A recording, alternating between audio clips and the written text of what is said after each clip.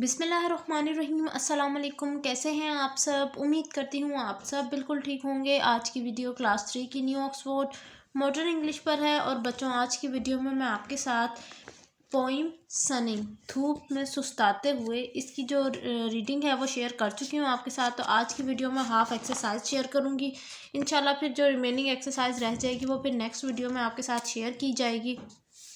आप सब बच्चे पेज नंबर 96 ओपन कर लें ताकि आप लोग भी मेरे साथ इस एक्सरसाइज को सॉल्व कर सकें। मज़ीद ये कि वीडियो अच्छी लगे तो वीडियो को लाइक करना तो बिल्कुल मत भूलिएगा।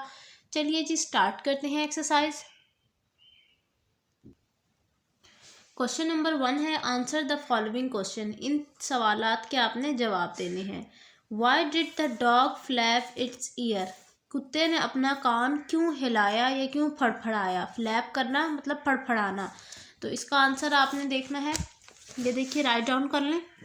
The dog flapped its ear to get rid of the buzzing fly. कुत्ते ने अपने कान को फड़फड़ाया ताकि वो उड़ने वाली मक्खी से निजात हासिल कर सके। वो जो भिन भिन की आवाज़ आ रही थी ना उसके कानों में, उससे वो जो है छुटकारा हासिल कर सके। Next question, where did the dog scratch itself? कुत्ते ने अपने आप को कहाँ खुजलाया? Answer, the dog scratched itself on an itching spot. कुत्ते ने अपने आप को खुजलाया उस जगह पर जहाँ उसको खारिश हो रही थी। ईटिंग स्पॉट मतलब, ईचिंग स्पॉट का मतलब जहाँ उसको खारिश हो रही थी। Next question, what did the dog dream about? कुत्ता किस चीज़ का ख्वाब देख रहा था या ख्वाब में क्या चीज़ देख रहा था? Answer, the dog dreamed about chasing a rabbit. कुत्ता ख्वाब में देख रहा था कि वो एक खरगोश का पीछा कर रहा है, उसको शिकार बनाने की कोशिश कर रहा है। Next question, these questions are more difficult, discuss them first. ये सवालात कुछ ज़्यादा मुश्किल हैं तो इनको पहले डिस्कस करें। क्वेश्चन है, why do you think the dog lay down in the summer sun?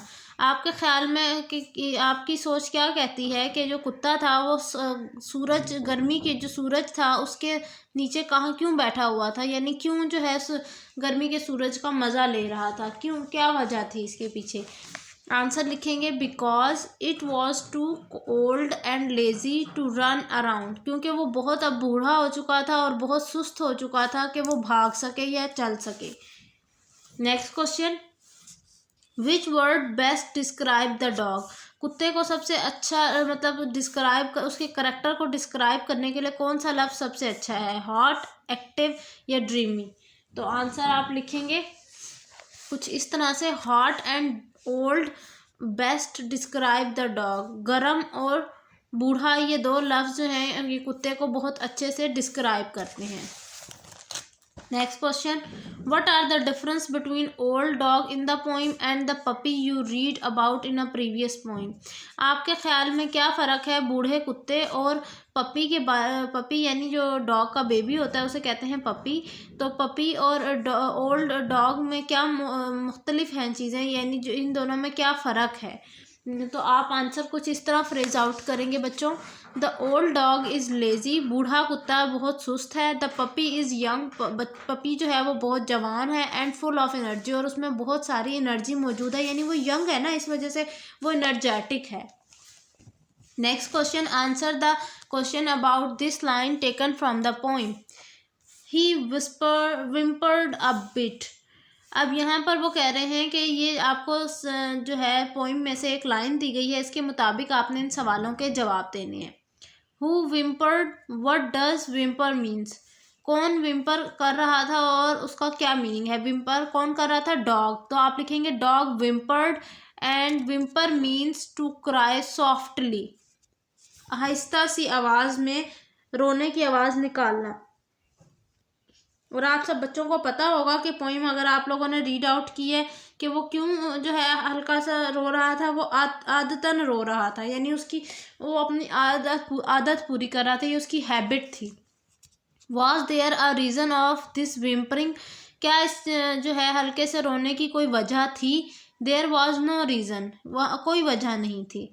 When did this take place and where? ये बात कहाँ कही गई है, मतलब कहाँ हुई थी और कब हुई थी? It took place on a sunny day, ये एक सूरज जिस दिन निकला हुआ था उस दिन की बात है। And it took place on the porch of house, और ये घर के बरामदे में हुआ। Next question number 3, find all the rhyming words in the poem, do they form a pattern. वो कह रहे हैं कि आपने राइमिंग वर्ड्स पोइम के अंदर से निकालने हैं। राइमिंग वर्ड्स कौन से होते हैं? जिनका साउंड सेम हो, मीनिंग मुख्तलिफ हो। साउंड सेम, मीनिंग मुख्तलिफ हो, उन्हें राइमिंग वर्ड्स कहते हैं। तो चलिए देख लेते हैं कौन कौन से राइमिंग वर्ड्स हैं।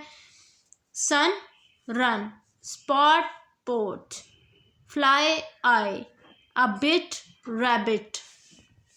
ठीक है, ये कुछ राइमिंग वर्ड्स थे जो मैंने आपके साथ शेयर किए हैं, जो कि पोइम में थे। अब हम वर्किंग विद वर्ड्स की तरफ चलते हैं। With the help of dictionary, dictionary की मदद से find the meaning of the following words, इन अल्फाज के आपने जो है मीनिंग तलाश करने हैं। तो आप मीनिंग में आप लोगों को राइट डाउन करवा देती हूँ, आप लोग राइट डाउन कर लें। सबसे पहले whine, to cry in long sound. Whimper, to cry softly. विगिन, टू ग्रम्बल मतलब गरजना जैसे। ग्रूम, टू मॉर्न, मॉर्न का मतलब क्या था? To make low sound of pain. Grumble, to complain. Swimming, to behave in a tearful way. Sob, to weep softly.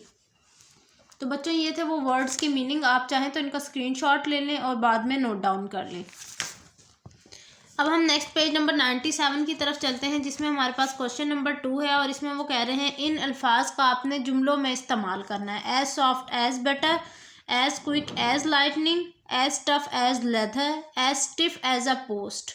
तो इन तमाम अल्फाज का मैंने जुमलों में इस्तेमाल किया है। आप ये जुमले भी लिख सकते हैं और अपनी तरफ से भी जुमले खुद भी राइट डाउन कर सकते हैं।